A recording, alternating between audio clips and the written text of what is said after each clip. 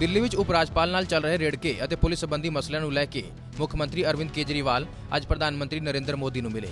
ਕੇਜਰੀਵਾਲ ਨੇ ਮੁਲਾਕਾਤ ਤੋਂ ਬਾਅਦ ਕਿਹਾ ਕਿ ਪੀਐਮ ਨੇ ਉਹਨਾਂ ਦੀਆਂ ਗੱਲਾਂ ਤੇ ਵਿਚਾਰ ਕਰਨ ਦਾ ਭਰੋਸਾ ਦਿਵਾਇਆ है। हमारे बीच में आइडियोलॉजिकल डिफरेंसेस हो सकते हैं, राजनीतिक विचारधारा हमारी और बीजेपी की बिल्कुल अलग अलग हो सकती है, लेकिन अब केंद्र सरकार और दिल्ली सरकार को मिलकर काम करना चाहिए।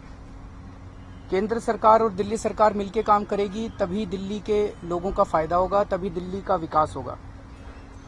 हमने उन्हें बताया कि किस तरह से पिछले 6 महीने के अंदर 25 से 30 ऐसे मामले हैं जिसमें चुनी हुई सरकार ऑर्डर पास करती है और उधर से केंद्र सरकार से आ जाता है कि आपके ऑर्डर को नल एंड वॉइड डिक्लेयर किया जाता है। हमने कहा वो तो स्वयं प्रधानमंत्री जी, माननीय प्रधानमंत्री जी खुद गुजरात के मुख्यमंत्री रह चुके हैं। ऐसे कितनी बार हुआ होगा कि गवर्नर ने गुजरात के सरकार के ऑर्डर्स को नल एंड वॉइड किया होगा? एक भी ऐसा किस्सा नहीं है। जब वो खुद गुजरात के मुख्यमंत्री थे तो केंद्र सरकार में कांग्रेस की सरकार थी। ऐसी कितनी बार हुआ होगा कि कांग्रेस सरकार ने गुजरात की चुनी हुई सरकार के ऑर्डर्स को नल एंड वॉइड किया होगा? एक भी ऐसा किस्सा नहीं है। तो दिल्ली के अंदर जब ये किया जा रहा है, ये इतिहास में पहली बार हो रहा है।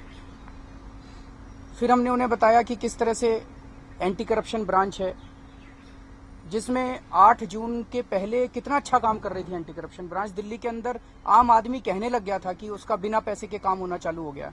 पहली बार देश में ऐसा हुआ था कि कोई सरकार आई और 3 महीने के अंदर उन्होंने भ्रष्टाचार पे इतना काबू पा लिया था, एक आम आदमी की जिंदगी सहूलियत हो गई थी। हमने कहा 8 जून को एक निहायत ही भ्रष्ट अफसर को एसीबी का चीफ बना के भेज दिया गया, पैरामिलिट्री फोर्स से कब्जा कर लिया गया एसीबी को। इससे किसका फायदा हुआ? हमारा फायदा हुआ, केंद्र सरकार का फायदा हुआ, दिल्ली सरकार का फायदा हुआ, जनता का फायदा हुआ, किसका फायदा हुआ? तो हमने प्रधानमंत्री जी को कहा कि आपका सपना स्वच्छ भारत का है, हम आपके सपने को पूरा करेंगे। मैं आपको वादा करता हूं, आप दिल्ली सरकार के साथ कोऑपरेट कीजिए, 2 साल के अंदर दिल्ली को चमका के दिखा देंगे।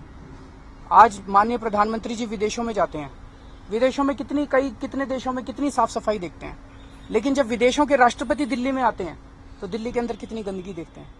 तो हमने कहा कि हम आपको चमका के देंगे दिल्ली, और नाम आपका होगा।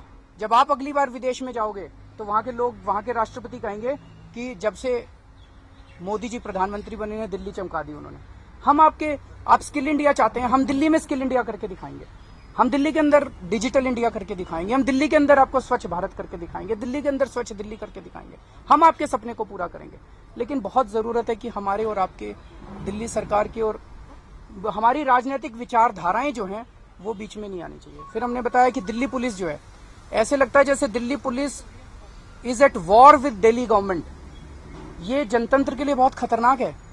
दिल्ली ट्रांसपोर्टर्स की स्ट्राइक हुई, दिल्ली पुलिस कोशिश ये कर रही थी कि स्ट्राइक ना टूटे और बढ़े। डॉक्टर्स की स्ट्राइक हुई, दिल्ली पुलिस की कोशिश थी कि स्ट्राइक टूटे ना और बढ़े।